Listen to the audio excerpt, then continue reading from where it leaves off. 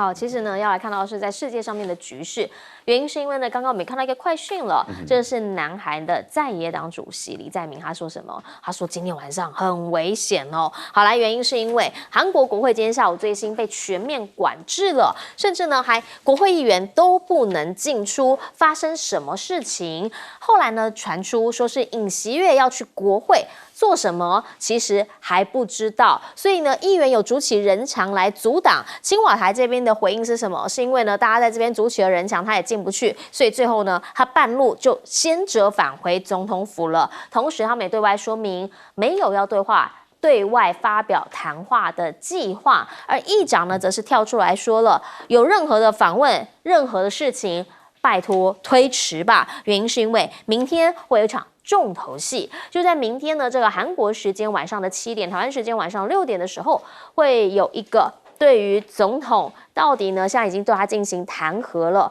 投票通过不通过。好，这件事情呢，韩国媒体就在讲了，说保住老公就保不住老婆，意思是说，其实不只是弹劾案，还有的是什么？金建熙他个人的案件，就查明金建熙到底有没有操纵股价啊等等这些真相法案，他们也希望能够任一个独立检察官来独立调查。7号明天同时表决，而且呢，他们也在说这2个案子全国瞩目。如果说真的成立了一个调查委员会的话，那有可能会揭开韩国政局的另一面。因为啦，当地的媒体报道说，金建熙曾经传讯息给大师，说什么我的欧巴要在无理取闹啦。反正啊，现在很多人讲说，那个时候会有所谓的戒严令，有没有可能是因为尹锡悦恋爱脑，想要保他老婆？甚至呢，还有人说他是韩版的妲己啊、褒姒或者是明成皇后等等等。现在大家要讲的是2个。一个尹锡悦自己能不能保得住，另一个金建熙他过往的这些事情会不会有更多的被抽检出来检验？好啦，第一个在尹锡悦的部分。现在呢，昨天本来讲法是说，这些执政党的人他们不会去投票弹劾尹锡悦，但是好像有一点风向在变了。党魁跳出来说，如果你不停职的话，可能就会陷入极度危险的境地。好，我在猜啦，有没有可能是因为民调一直在掉，他的支持率呢现在已经跌到新低了，剩下13%，赞成弹劾的人从73%已经又上升了，现在他不满意度的已经飙到80%了，所以呢，这个数值会一直在变化，也一直在酝酿着对于尹锡悦的不满在闷烧当中。所以有人就讲了，会不会一不做二不休，我就再一次的2度戒严？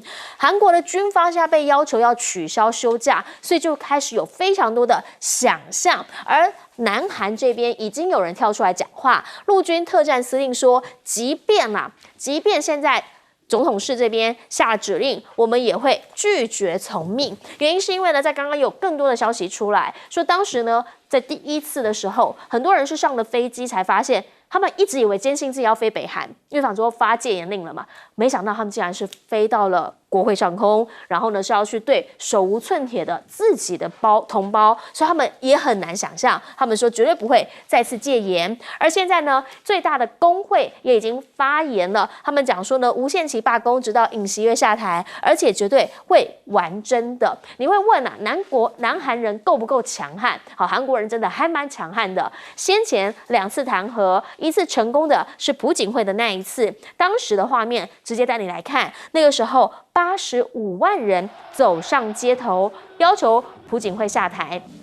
虽然最后对他弹劾，投完票之后呢，你还要见到了宪法法庭，总共是花了3个月的时间，才让这一场的政治风波平息。但是你看看当时的这些画面，你就知道韩国人真的还蛮猛的。好，那如果是这样子的话，这股民怨挡得住吗？现在看起来，美国大哥也好像不想保他了。本来说路透社讲的，美国的防长 Austin 呢是本来要去访问的，现在已经取消了。那对于尹锡悦来说，美国是蛮重要的一个力量，原因是因为他算是很亲美的嘛。那现在呢，如果是连美国都不保他，有人就说他已经算是政治自杀了。而站对美国，看起来对他自己来说，政治上面是已经完全的失算。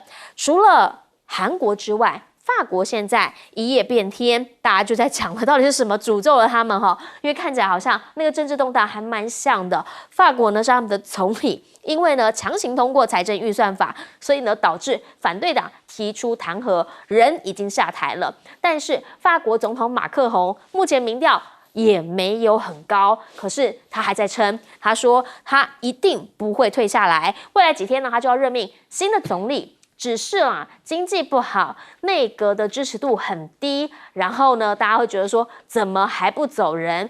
这三样确实法韩很相似。那我们就想要请教一下赖老师，你怎么样来看？在7号的时候，其实呢，尹锡悦就会接受弹劾案的投票，到底会不会还有变数？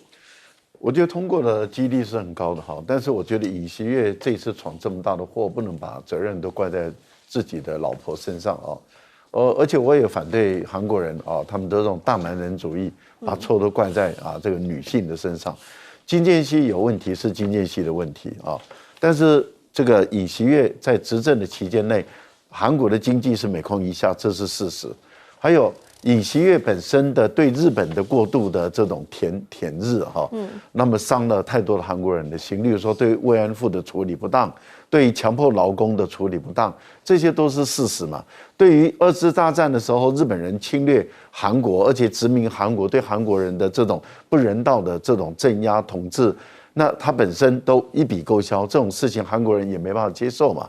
那韩国人他们基本上当然知道他们被日本人统治这38年的痛苦啊，所以他们没办法接受他们的一个总统可以如此的亲日这样的一个情形，所以这个都是尹锡悦自己做成的嘛？为什么？因为他只想到美国去唱 American Pie 嘛，只想得到坎贝尔的赞美，说：“哎呦，这个尹锡悦真的是跟日本的大和解，日本没有认错道歉赔偿。”好，我们不要讲赔偿好了，至少要认错道歉嘛。说他怎么杀韩国人的，怎么去镇压韩国人，怎么屠杀韩国人，怎么殖民韩国人，至少怎么统治韩国人，非法治理的韩国人，这些都要认错嘛。他怎么侵略韩国的都要认错嘛。都没有的情形下，尹锡悦一笔勾销，韩国人当然不能接受。另外一个部分里面就是他自己本身。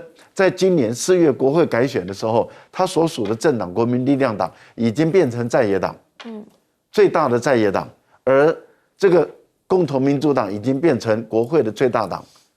那他不肯走这个民主制度，不肯走责任制度，把这个政权交给最大的在野党，也就是说，共同民主党，因为共同民主党已经获得绝对多数了嘛。他可以组织政府来阻隔了嘛，但是他不肯走这个民主政治的基本精神，就是责任制度，所以他的预算案、法案、人事案都没办法通过，这很正常嘛，因为反对党的天职就是反对嘛，怎么会反对党的天职是跟着你执政党走？反对党如果跟着你执政党走，就不要叫反对党了，叫做跟随党好了。所以反对党的任务就是反对嘛，这是天职嘛。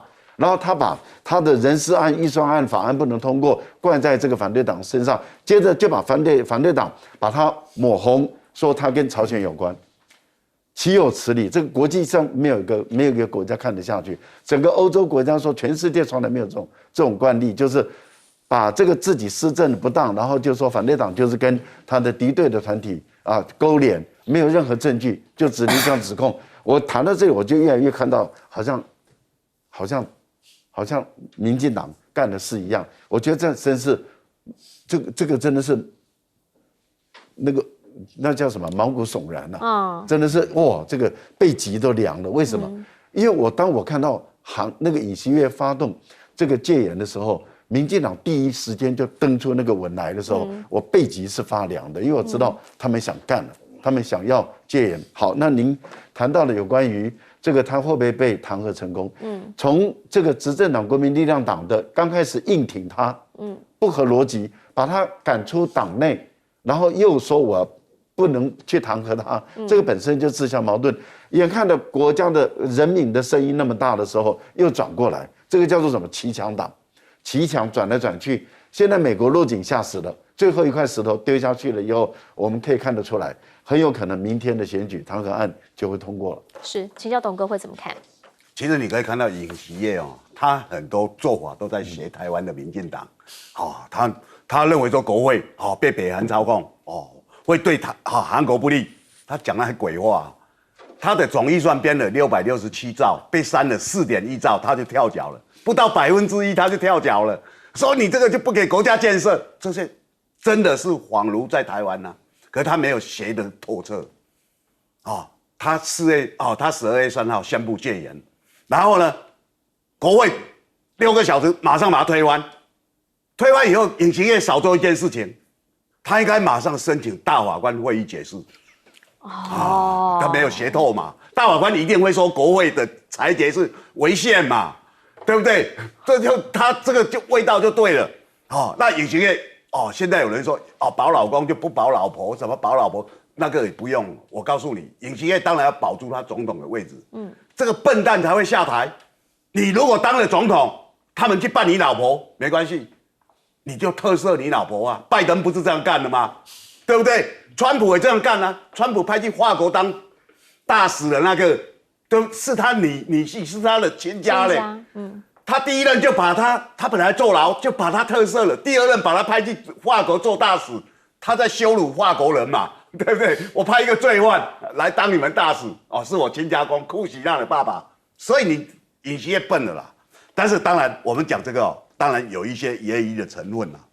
但是我告诉各位朋友，因为现在在野党怕他有2度戒严嘛，那大家也知道，韩国这次选举其实尹锡悦赢得很勉强，不到1%。对，因为安哲秀退选说大家来支持尹锡悦，安哲秀现在抖得不见人影，没有人看到这个人的新闻了。他其实最该负最大责任。他如果选到底，那就不会让赖清德当选了。各位懂了吧？是不是？错乱了，错乱了，错乱了嘛？是不是？就是这样。他不选，他说我的票来支持尹锡悦，尹锡悦赢不到1%，0点几而已。结果李在明就没有当选。这是那时候前年的情况。那大家今天看到的情况，所有的这个灾难就是一个完全对政治很狂热的。他狂热在哪里？死抱美国大腿美国大腿不好抱，就去抱美国的小弟日本的大腿，抱到他不晓得韩国人对日本的仇恨，那比中国更强烈几百倍对不对？那他一直要去抱到最后，所有东西都向美国坦诚，结果他的靠山拜登的党落选了，贺锦丽落选了，所以他现在惶惶无着，他现在不晓得怎么办。那其实在野党讲这个怕你2度戒严，军方也马上做回应，因为他们知道可能要变天了。所以军方马上刚刚宣布撤除，把3个司令把他调职。这3个司令，一个是首都卫戍司令，叫李正礼；一个叫陆战特种部队，这个叫郭崇根；还有反间谍部的司令，这个叫李仁亨，通通被调职。就是说，这些人可能会被你们怀疑，而且他们好像比较听总统的话，所以我把他调职。现在军方在表示书城跟哪里？跟国会代表未来的总统，可能是李在明或其他人，对不对？那现在因为他被美国丢包大家看到尹锡悦被丢包，跟周玉蔻像不像？民进党也把他丢包了，民进党也把小编给丢包了，说是小编写的，和我们没关系，大家可以看到了吧？所以丢包现在在国际是很流行的，尹锡悦一定百感交集呀。那百感交集大家看说弹劾案明天到底会不会过？因为我们知道这次在推翻他的戒严令里面，包括将近20席的他们的国民力量自己的政党。所以这次如果有8席，参与罢免，大家也不要觉得奇怪，因为这些人将来还要选，尹锡悦不能选了。即使他硬凹到底，他只能当1届嘛，韩国总统只能当1届，所以可以看到对他来讲是很不妙的。好，来请教小舰长怎么看？我们一开始讲到说这个保住老公就保不住老婆，但是事实上来讲，老公跟老婆通通保不住。为什么？如果我们来看韩国的民调那上面这个民调呢，其实他讨论的是是应不应该弹劾？我们看到他73.6%赞成弹劾，24.0%不赞成弹劾。但是呢，我相信啊，尹锡悦他一定会自己解读。支持我的是只有17%，现在降到13%，但是有24%的人不赞成我被弹劾。你看是不是我的支持率还是很高？这些政治人物最会的就是什么？最会就是硬凹。那在下面这个问题呢，他在讨论说戒严这件事情是不是一种叛国罪啊？那我们看到69.5%认为是叛国，24.9%他不认为是叛国。不过我们看这个民调，我们只可以看到整个南韩的一个状况。我们如果仔细的分啊，如果我们看到1980年5月18号的这个光州事件发生地的光州的话，我们看看第一个，前面这个，如果是总赞，就是说赞成被弹劾的是73.6%，这是全体票数哦。但是在光州是79.3%啊。那如果说我们看这个关于戒严的部分呢，我们看到全体觉得他是叛国的，为69.5%，但是在光州的是78.2%啊。我们就知道这个有多严重啊。那至于说这个美国说他一点都不知道，最好你是不知道啊。我们来看啊，这个是美韩的一个共同机制啊，他们是国防部对国防部，这个参谋首长联席会议对参谋首长联席会议，所有的兵力的运用都是如此啊。结果你说你可以派出707部队，然后直接的搭直升机啊，然后就是直接降落在这个国会大楼的后面啊，这一块运动场上面，你说美国都不知道，真是让人很难想象，一点可能都没有啊。好，毕竟如果说真的是美韩一起演习的时候，正指挥官石壁够朗，好，副指挥官是韩国人，好，一直以来是这样嘛，所以他会有很多的存疑空间。好，不过呢，他还是爱好和平。可是这场战争现在会如何收尾？来，乌克兰现在很担心川普来了怎么办？所以呢，他们赶紧先来跟他谈一谈，寻求可持续的和平方案，但是要加入北约，这个是一个大前提。那美国众议院的议长就开始在讲啦，他说，线下啦，他觉得比较重要的是钱的问题，听听他怎么说。If Donald Trump is elected, it will change the dynamic of the Russia war on Ukraine. And we're seeing that happen. So it is not the place of Joe Biden to make that decision now. We have a newly elected president, and we're going to wait and take the new commander-in-chief's direction on all of that. So I don't expect any Ukraine funding to come up now. 好，所以你可以预期，川普上来之后会完全的不一样。而在国际上呢，像俄罗斯讲话也越来越大声了。拉夫罗夫呢，甚至在欧安组织会议上面直接就说：“你们这些西方人啊，就是要重蹈冷战的覆辙。”甚至呢，布林肯讲话直接站起来就走人了，也要大家认真的看待极音速飞弹。千万不要以为我说而已呀，原因是因为任何手段我们都会用来保护自己。俄罗斯外长呢，他再一次的强调，我们其实不想要跟美国发生战争的，而如果真的要战争的话，可能就会是核战了。核这个字又拿出来一讲，大家当然就会害怕。英国的国防的参谋长呢，他就直接讲说，世界呢其实在进入第3个核武时代，而他认为现在地缘经济已经没有什么太重点了，毕竟大家都已经孤立主义了嘛。地缘政治有可能是未来主导到底是地球怎么转、局势怎么变的一大原因。好，对于俄罗斯来说呢，现在基本上啦，他们要过冬嘛，所以呢，他很多动作会越来越直接，包括了他们的货船，实际上德国的直升机射信号弹，让德国这边的技师很生气，也说这个是一个很紧张、局势会升温的一个例子，甚至他们的防长直接认为俄罗斯是最大的安全威胁，所以呢，他们开始挺乌克兰人了。本来还看到他有一点点的转向，没有，现在大挺乌克兰人，希望他们都能够在德国就业，尽可能的找到工作机会。活下来。而普京呢，现在则是开始要改变整个世界运转的方式，他要用改变卢布的规则，维持他们的天然气持续的流向欧盟。这里面包括什么？怎么样付钱这件事情？好，我不要再被人家掐住脖子。而线下呢，还有一个问题，就是今年呢，其实俄罗斯的作物，包括了小麦等等，他们说呢，状况比较不好。而乌克兰呢，出口的风险也威胁着黑海的小麦这边的出口。如果是这样子的话，会不会就造成今年冬天会有所谓的缺粮危机？我们就想要请教一下赖老师。好，最主要原因还是因为大家在等的，除了是冬天俄乌战会不会真的喊卡，另一件事情呢，则是1月20之后俄乌战会怎么发展？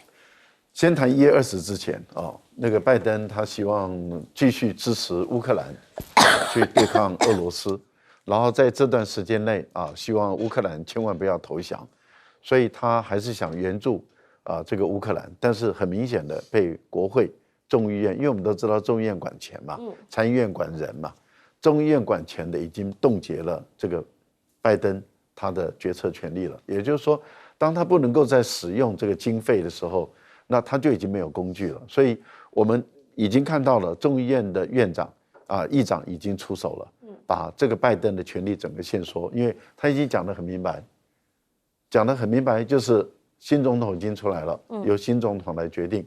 所以从现在开始一直到1月20号的时候，看起来乌克兰是拿不到钱，没有钱也就没有武器了。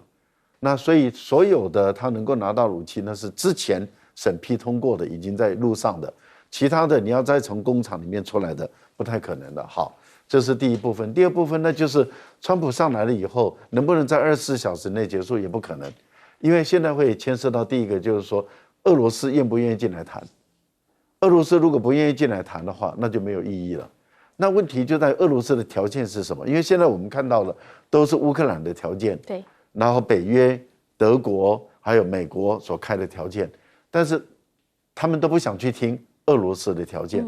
那既然俄罗斯的条件他们不想听，只有美国、乌克兰等他们的条件的话，那普丁不见得会愿意坐上谈判桌。那他只要不愿意回到谈判桌，战争就继续打嘛。战争继续打，那乌克兰他的冬天能不能过得去？没有足够的钱，没有足够的物资给他们供暖的话，乌克兰的人冬天过不去，他们就一定要离开家，去寻找温暖的地方。这个对于乌克兰政府来讲是很艰巨的事情。另外一个部分就是在前线的军人，只要你的物资供应不上来，他也不可能在冰天雪地下困守在那个地方，因为那些是要庞大的后勤补给、供暖的设施，你要送到第一前线的这些士兵，让他们能够有保暖的方式，这不容易的事情。那也就是在考验乌克兰到底能不能作战，能不能挨过这个严酷的一个冬天。另外一个部分里面就是欧洲能不能度得过这个冬天，因为目前来讲，这些欧洲的天然气能不能获得，也价格能不能往下降，这个都是一个困难。我们看到的是最可怕的地方是在于，俄罗斯现在是直接用核来威胁了。那核他已经提出核的警告，是信不信听不听？如果不信不听，一旦落地了，那就是一个核战的开始。简单讲啦，就是俄罗斯他已经讲了，那你相不相信他有这么疯呢？又或者说你相不相信他敢不敢呢？大家开始变成了一个懦弱游戏了。我们先进广告。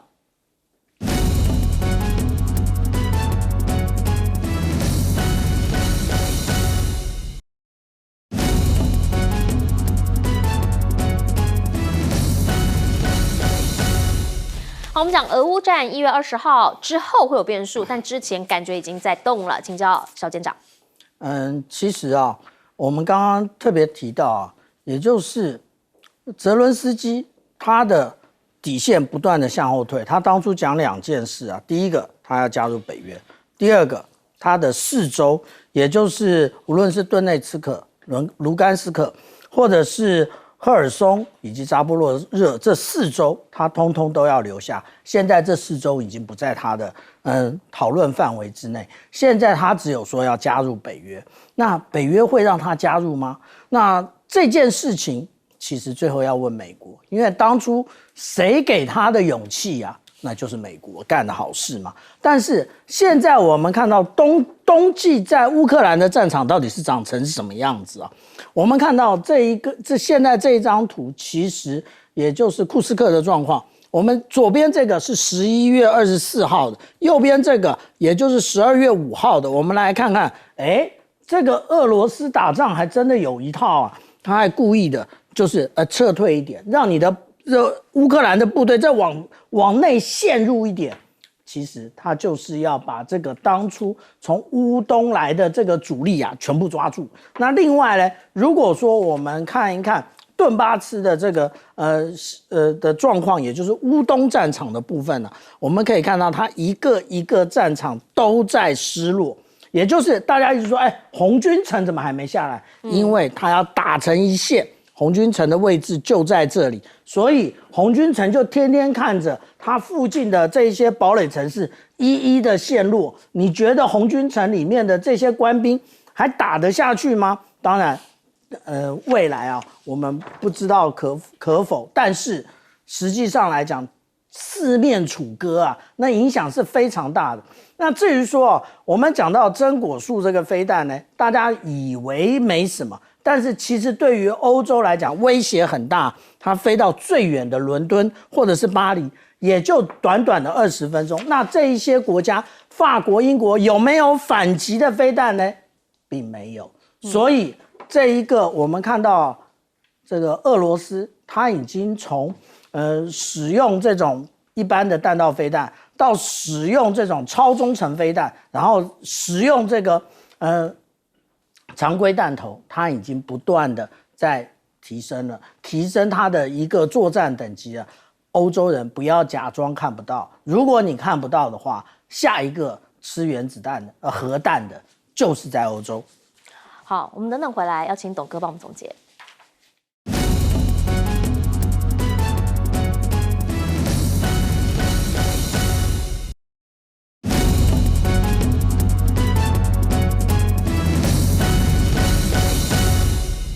节目最后要请董哥帮我们总结。我们知道啊，现在乌克兰的处境，他就是被丢包了啊，那他自己很紧张。4年前川普要选举的时候，就拜托泽伦斯基说。你找检察官帮我收集拜登家族在乌克兰做了那些生意，好让我来打选战。结果泽伦斯基没有理他啊，最后川普输了。这次川普回来会怎么对待泽伦斯基？其实泽伦斯基自己也毛毛的，所以他过去坚持说，我被俄国占领的土地我要回来，而且我要加入北约。他现在退而求其次，土地可以给你了，我不要了，请让我加入北约。为什么？加入北约我就不会被打了，我要被打，其他人那些同盟的那些国家就会来协助我嘛，因为北约有这个规定嘛，没有人理他，全世界理他只有蔡英文。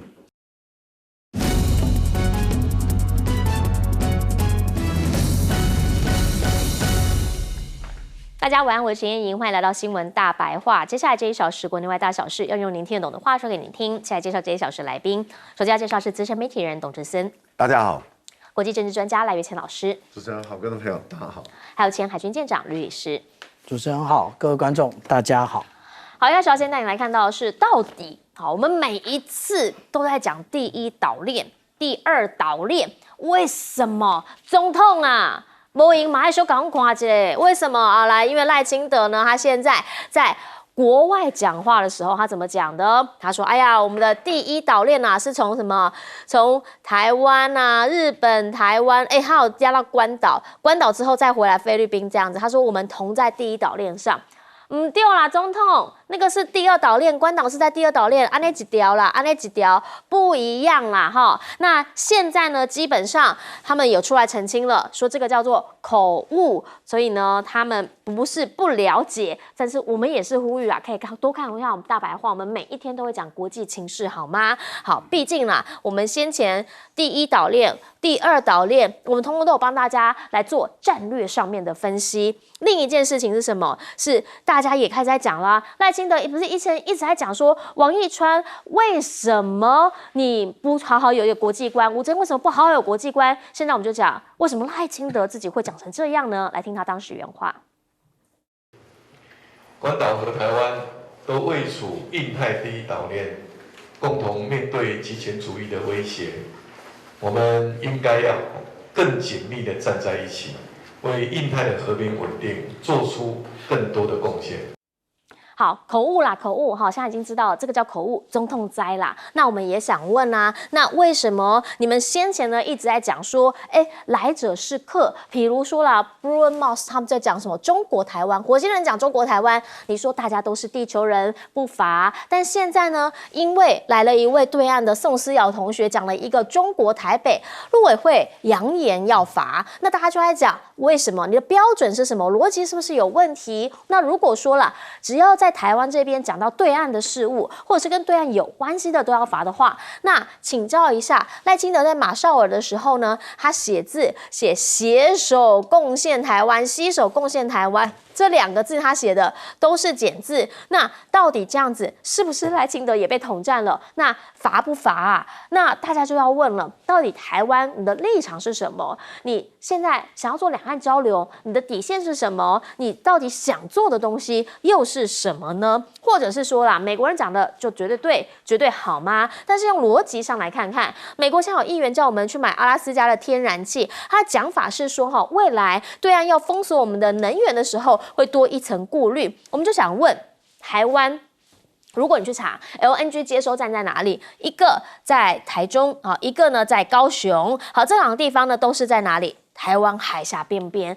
我就想问，那所以呢，船来的时候，这个逻辑是什么？是他从这个阿拉斯加过来会走不同的路吗？跟中东那边过来的游船走不同的路吗？还是说呢，它可以用不同的方法来送进我们的 LNG 站？不然全部都会经过台湾海峡，为什么只要买阿拉斯加的就会多一层顾虑呢？还是你觉得只要是美国买的、美国卖的，他们就不会对你怎么样吗？现在的局势真的是这样吗？现在世界上的状况是什么？是俄中呢现在一直在联手做一些的预演，好，包括什么？包括他们的海军战舰编队呢，已经抵达了中国的青岛进行访问，两边之间呢一起有一些联训。那另一个部分呢，则是在国安单位他们这边一直讲的，说利剑军演有可能会再次出鞘，最主要原因就是因为他们研判啦，在周末的时候赖清德即将要回来。说之后呢，俄中会手牵手进行联合利剑 C， 真的假的还没人知道。但是国安单位一直在做这样的一个预示，甚至还说了，最近啊，确实我们的台海周遭态势升高，总共有15艘的共舰环绕台海，比起之前多出了1倍之多。然后美国人就告诉你啦，如果说中美开战的话，哇，我们现在呢弹药库恐怕会迅速耗尽哦，所以呢，大家要自己好好的自保一下，美国要多些预算。另一件事情呢，则是如果呢，当美国在对台军售的话，是不是这个也要开始列入一些考虑？但是现在一旦美国对台军售，中国就会有动作反制。最新的动作呢，是制裁了13家的军工企业，还有6位高层，冻结资产，不得入境。国际间的局势呢，其实一直在做转变当中。我们就想要请教一下董哥，在这样子一个讯息变化莫及的世界里，我们的赖总统一共口误啦，但是第一岛链跟第二岛链口误，其实，你怎么看？没有，那后来他的解释才是令人家不解。因为赖清德明明是不了解，这跟口误没有关系。为什么？因为一个是第一岛链，一个第二岛链。那你不会说，我们都在第一岛链，你为什么不说我都在第二岛链？所以这个表示什么？表示他的认知就是我们都在同一个第一岛链。那这个岛链的概念当然是从美国以前的国务卿杜勒斯来的。冷战时代嘛，他把这个亚洲这边因为要抵挡，要把围绕的共产国家把它防堵嘛。所以他有一个这样的讲法，叫做岛链的一个讲法，是1、2、3那我们是我们的第一岛链日本啦，然后菲律宾啦，台湾啦，这样下来画下来，对，就是这样画下来。那关岛是第2，那为什么呢？因为去的时候赖清德他的团队他们做了一个错误的决定，他们没有带国安人员。一般总统要到邦交国去访问国安人员要先到那个国家去。我们的总统来了以后，然后哪一些安排是他有一个国安的那一般来讲，国安局长就要到现场去，都是这样，你知道吗？那这一次我们没有，而且甚至赖清德没有带国安团队任何一个人出访，那这个是过去所从来没有的，所以他再去这些人对于这种国安的概念就完全不懂。那赖清德又刚好对这个很陌生，所以他在里面讲错话。那他在关岛一直想拉拢跟美国的关系嘛，所以我们第一条新闻就说啊，赖清德获得有史以来第一个进入他们议会的地方，那就是他就是一个连地方政府都不算的一个地方，你去他议会有什么了不起，对不对？你看捷克的韦德奇议长到我们立法院来，我们跟他也没邦交啊。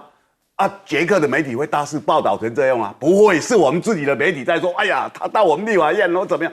所以这些新闻都是为了要给喂养国内的媒体，然后来告诉台湾的民众说，你看，哎呀，赖总统哪里都去，你看到美国收到高规格，那什么是高规格？那个连地方议会的资格都没有，他连美国的州的资格都没有。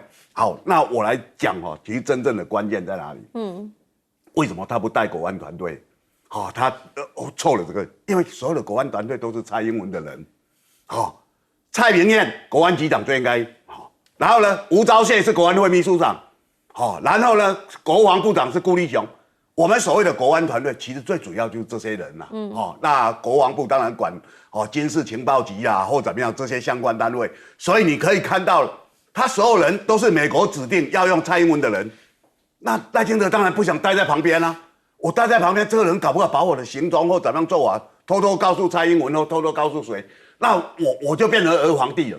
他其实一直在跟蔡英文比较，那这个比较让他就是进退失据。为什么？因为蔡英文的选票是57%，那赖清德的选票是40%，所以他觉得说，我怎么输了少了17%选票？我不是在跟侯友宜或者柯文哲在选举耶。我是在跟蔡英文选举，结果我的选票比他低那么多，所以他的内心一直不平衡。他很多做法就要表示他自卑下的那种强硬。所以我们会觉得说赖清德为什么这样强硬？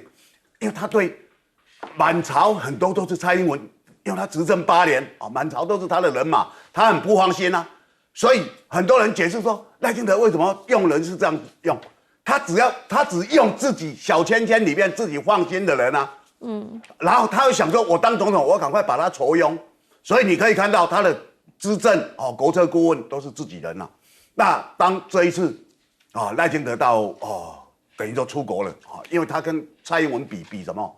人家蔡英文一当选2个月就出国了，马英九3个月就出国了，陈水扁也一样，他半年以后才能出国，而且去了还不能到美国本土，这一些其实都一直在外界的一直在比较，那比较他总算踏出国了这个是很勉强，我总算有出去嘛，那出去以后你要做很多功课啊，譬如说你去了这3个小国它有它的特性没有关系，但是赖清德显然他把目标放在夏威夷，放在关岛，所以他们布了很多暗桩我们在当地的台湾人然后出来欢迎他，学生欢迎他，哇，然后媒体大肆报道。那我相信这个是外交部跟习家清的安排了侨委会。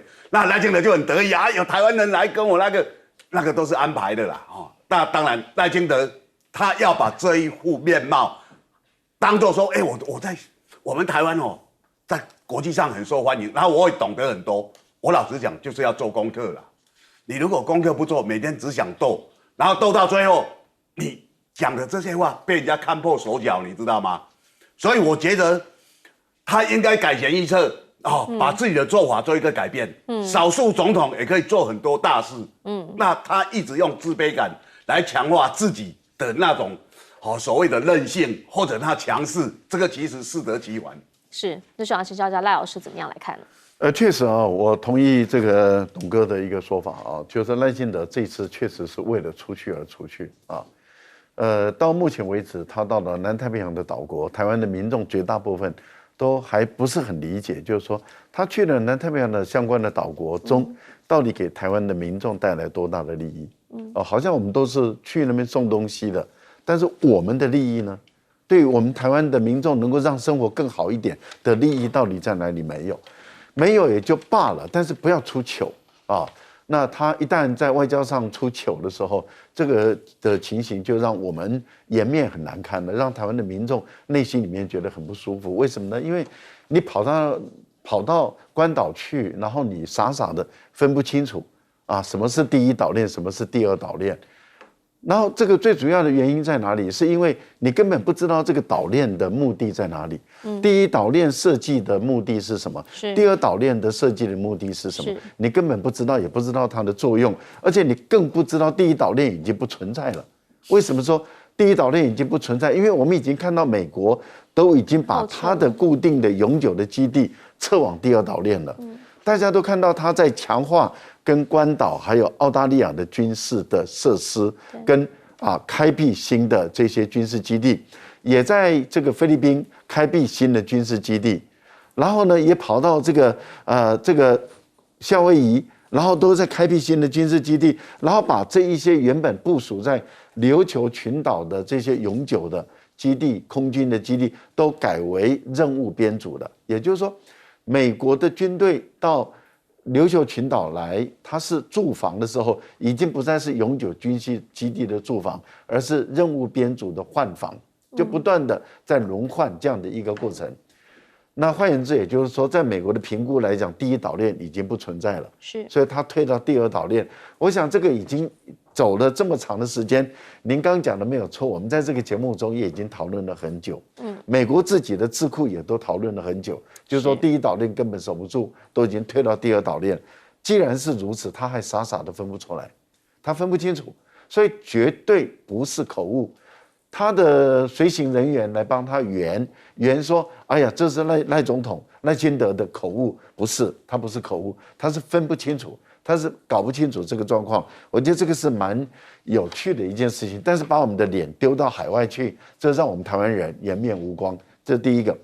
第二个，我觉得这个叫梁什么的哈，是陆委会的什么官哈，梁文杰是吧？他如果要对于一个复旦大学的女生，她的言论，他就要用行政的处分的方式来去威责、威吓、恐吓、威胁这样的一个复旦大学的学生。坦白说，这个叫做什么？连你言论思想的自由都不允许。我觉得这个其心可比，其心可议。这个就是让我确实证实的一件事情，就是这一次尹锡悦在韩国搞戒严法的时候，为什么民进党当局在立法部门在第一时间就呼应，全世界大家都震撼了。因为你看看现在的韩国的媒体，还有欧洲的媒体都在报道台湾第一时间呼应韩国的这个尹锡悦搞的戒严法，而这个戒严法基本上来讲是大家所不能接受的，但是民进党当局却在第一时间呼应，这代表什么？民进党当局早就想把我们的言论思想的自由把它没收了。好，既然你想没收言论思想自由，那我想请问你，在今年的时候，马斯克不是说台湾是中国不可分割的一部分吗？是。吴钊燮本身不是也有署名的，然后去回击，那你今天外交部是不是要禁止马斯克进入台湾，列为不受欢迎的人物，把他行政处分？你不要欺负复旦大学的女生，对马斯克却怕得不得了，禁止他入境嘛。有本事你就这样做。民进党当局不要欺负人家，不要欺负小女生，敢欺负就去弄马斯克。好，请教一下小舰长怎么看？这真是啊，滑天下之大稽啊！关岛和台湾都位处印太第一岛链。那当然啊，刚刚主持人说的对，也就是啊，多看看新闻大白话，就可以了解很多事情了。那如果说你真的不知道，那我再提醒一下，你这次去的这一个夏威夷，它其实在第三岛链上。那你现在的帛琉，它是在第二岛链上，跟你之前到的关岛都在第二岛链上。台湾从我们看到从这个库页岛日本，然后到西南诸岛，然后一直到台湾到菲律宾，这是第一岛链了。那对于这个啊都认知不清啊，那你还要来擘画什么战略嘞？真是笑死人啊！然后呢，接下来你又到处啊，东写西写啊。那之前啊，前一任总统啊，英文写错。那这一个呢，现任总统呢，我们看到啊，西你也写简体，宪你也写简体。我这边有教育部的这个字典啊，直接告诉你正体应该怎么写啊。那其实这证明了什么啊？这证明了一件事啊，对于绿营来讲，抗中啊是工作，所以呢，他们各种的啊，像刚刚那个赖老师讲的，你连一个复旦大学的学生你都要弄，你连小舰长你也要弄，抗中是工作，但是呢，亲中是生活。无论是啊，你们之前的立委，之前的前任的交通部长的小三，都是大陆籍的女子啊。